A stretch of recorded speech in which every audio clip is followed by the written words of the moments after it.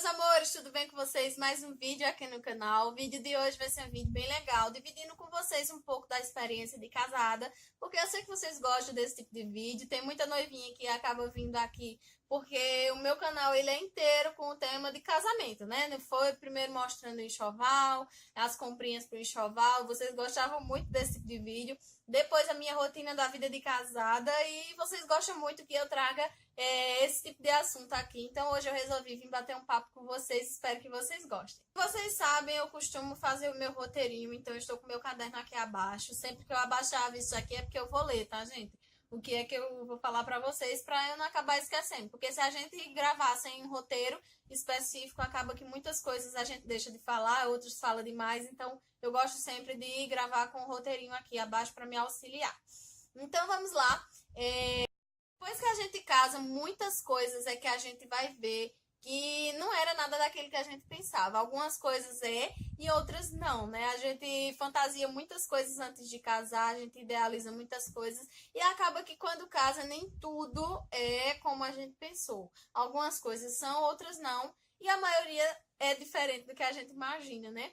Então eu vou começar aqui falando para vocês exatamente isso, que nem tudo é como a gente imagina quando a gente casa. A gente faz planos, que daqui a tanto tempo eu quero fazer isso, daqui a tanto tempo eu quero fazer aquilo, eu quero viajar muito, eu quero ter filho logo, eu quero ter um bom trabalho, a nossa vida vai ser bem estabilizada, principalmente financeiramente. E muita coisa é diferente do que a gente pensa, muita coisa aconteceu totalmente diferente do que eu tinha planejado.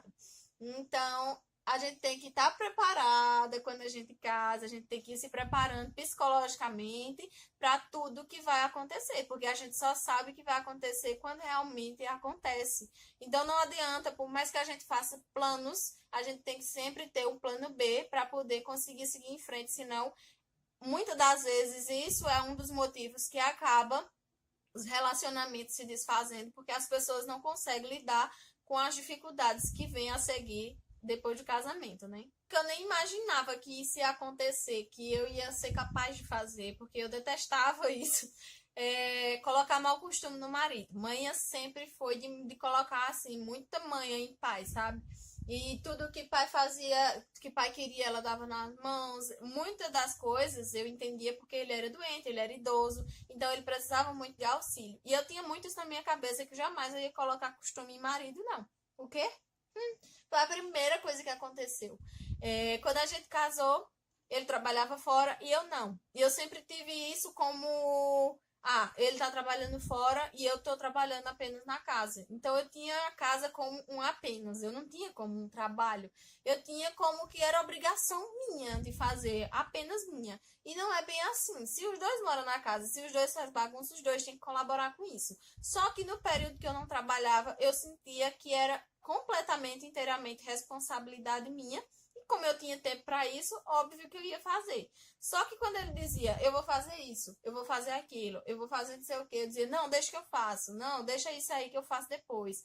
Não, deixa que eu vou fazer agora. E muitas das vezes eu tomava da mão dele que ele ia fazer. E isso acabou atrapalhando um pouco, porque aí quando eu realmente comecei a trabalhar e eu precisava do apoio, no sentido de dentro de casa, de fazer as tarefas do dia a dia, aí eu me senti sobrecarregada. Por quê? Porque eu mesmo botei mau costume nele de não fazer algumas coisas. Então, depois, para ele se acostumar a fazer, é difícil, né? Se ele já estava acostumado há um ano não fazer certas coisas, então, do nada, ter que passar a me ajudar. Então, deu um trabalhozinho, mas aos poucos a gente vai adaptando as coisas e vai tirando esse mau costume, mas acaba que a gente bota muito mau costume em marido. E é difícil de tirar. Até hoje tem coisas que não consegui colocar na linha ainda, não consegui acostumar ele com algumas coisas, mas é tudo com o decorrer do tempo. Outra coisa que eu só descobri depois que eu casei é que eu sou uma pessoa muito paciente. Eu tinha pra mim que eu era muito estressada. Se vocês forem antes, nos vídeos de quando, antes da gente casar, sempre que tem alguma tag, alguma coisa desse tipo, vocês sempre vão ver lá quem é a pessoa mais estressada do relacionamento. Eu sempre dizia que era eu, ele sempre dizia que era eu. Só que aí depois que a gente casa, a gente descobre que não. Porque nem ele era tão calmo quanto eu imaginava e nem eu era tão estressada quanto ele imaginava. Eu tenho muita paciência guardada e eu não sabia. Então, essa paciência eu só descobri no decorrer do tempo, nas horas de necessidade, para evitar briga, para evitar confusão, para evitar certas coisas. Então, eu só descobri isso depois que eu casei. Antes da gente casar, a gente sempre vê, né, aquelas as senhorinhas cuidando do seu marido, dos seus filhos e no desmantelo, né? Normalmente tá. Quando vai sair de casa a família, o marido sempre sai bonitinho, os filhos tudo bonitinho, pode ter 10, 20, que vai estar aí tudo igualzinho, tudo bonitinho. E a mãe sempre sai desmantelada. Por quê? Porque esse negócio não é mentira. Esse negócio de que o marido e os filhos é sempre prioridade. Não é mentira, não, minha filha. É realidade. Não precisa nem ter filho. Então, com o decorrer do tempo, eu fui vendo que tudo que eu fazia era em função dele. Tudo que eu ia fazer, eu fazia primeiro as coisas para ele. E sempre a mulher acaba ficando de último plano, último caso lá. Se der tempo, faz. Mulher tem muito disso, tanto com o marido quanto com os filhos. E eu não imaginava que eu fosse ser assim também. A gente só descobre depois que tá vivendo, né? Do que eu passei trabalhando, que eu tive que começar a trabalhar com os lanches, eu desanimei muito, eu me desmotivei muito a cuidar da minha casa, porque assim, como eu falei há pouco com vocês, acaba desmotivando pelo fato da sobrecarga.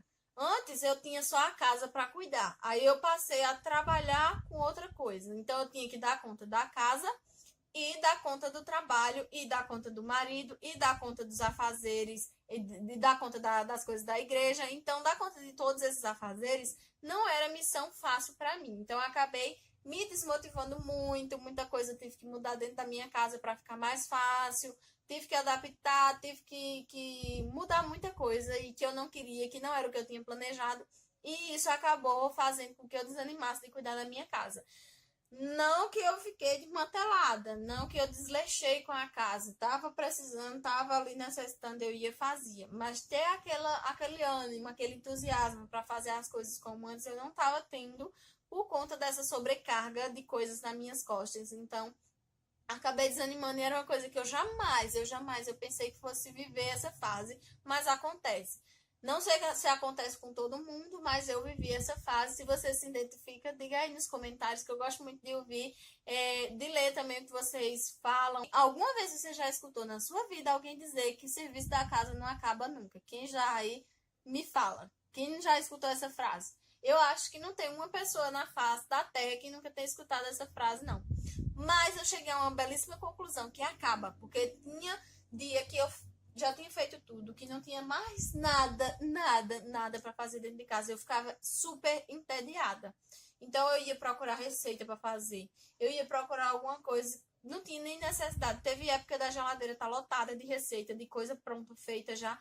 E eu não tinha mais nem o que fazer, porque se eu fizesse mais comida ia estragar. Então eu procurava extravasar na cozinha, sabe? Tentando fazer ocupar meu tempo cozinhando, fazendo alguma coisa. E isso foi bom, porque me fez ter um amor ainda maior por cozinhar. Eu sempre gostei de cozinhar. Depois disso, eu descobri que eu gostava mais ainda, porque eu tinha aquele tempo, aquela dedicação para aquilo. Mas fiquem ligadinhas aí, vocês que vão se casar ainda, que talvez o serviço da sua casa também acabe, tá? Uma coisa que jamais passou na minha cabeça que ia ser tão diferente entre a gente era o gosto para comida. Quando a gente namorava, eu fazia sempre receitas diferentes, coisa gostosinha, então os dois gostavam. E isso eu achava que nós dois tínhamos um paladar super igual, sabe? E que não ia sofrer nada desse tipo de coisa, em questão de comida. Só que aí depois que a gente casou, o que acontece? Ele gosta muito de comer arroz, feijão no dia a dia e comer comida tradicional. Já eu não consigo comer a mesma coisa todo dia. Comer arroz e feijão para mim todos os dias é um problema, porque eu não consigo. Então, todo dia para mim tem que ser uma comida diferente, porque se for a mesma coisa todo dia, eu não gosto de comer. Então, eu como, sabe? Mas, se eu tiver a opção de fazer outra coisa, eu não vou comer a mesma coisa. Então, eu sou meio chata nisso aí, de comer todos os dias a mesma coisa, todos os dias a mesma mistura. Então, eu sou chata nisso. Uma coisa que eu não imaginava jamais era que eu ia passar tanto tempo sozinha. Uma coisa que a gente sempre pensa quando a gente namora ou tá noivo, né? Se preparando para casar, é que assim que vai ser tudo lindo, que a lua de mel vai durar para sempre. E não é assim. A nossa lua de mel foi ótima, foi em casa, porém, Era algo que eu queria muito, era ficar em casa mesmo. Eu não queria viajar, não queria nada demais, eu queria ficar em casa. E foi muito, muito, muito bom. Aqueles primeiros dias, aquela experiência boa de estar na sua casa e de não dever satisfação para ninguém, de não ter preocupação de ir embora. Isso era muito bom, foi muito bom pra gente, porque a gente não era o casal que saía muito quando a gente namorava. Então a gente aprendeu a se curtir sem precisar estar em lugares para isso. A gente aprendeu a curtir a nossa presença, mesmo que a situação esteja difícil, mesmo que não tenha dinheiro para gastar. Hoje em dia isso mudou totalmente, porque eu era acostumada, quando a gente namorava, quando a gente namorava não, né? Minha vida toda eu fui acostumada a sempre estar em casa, eu sempre fui muito caseira, porém tinha pessoas. E depois que eu casei, eu tive que me adaptar a ser a minha própria companhia, né? Então, quando meu boy chegava em casa, eu extravasava em cima dele, eu queria conversar, eu queria brincar, eu queria rir, eu queria aproveitar tudo que eu tinha passado o dia sem fazer, queria fazer com ele, ele não estava mais com aquela disposição, né? Então, eu era acostumada a ter pessoas em casa, e depois que eu casei, eu tive que me acostumar a não ter pessoas em casa, mas tudo mudou, isso foi só no começo. Depois que a mãe veio morar aqui em casa, Nathan passou a trabalhar em casa também, então ele trabalha até a quinta-feira em casa. Quando é na quinta, sexta e sábado, ele trabalha fora. E esse é exatamente o tempo que manhã está em casa. Que ela chega e passa quinta, sexta, sábado e domingo. Na segunda ela vai embora. Então eu nunca mais estou sozinha. Fim, para encerrar aqui esse bate-papo que já está enorme. Eu não imaginava, jamais passava por a minha cabeça que eu ia morar perto da minha família. Porque quando a gente namorava, era o que a gente mais conversava. Que nem eu queria morar perto da família dele e nem da minha.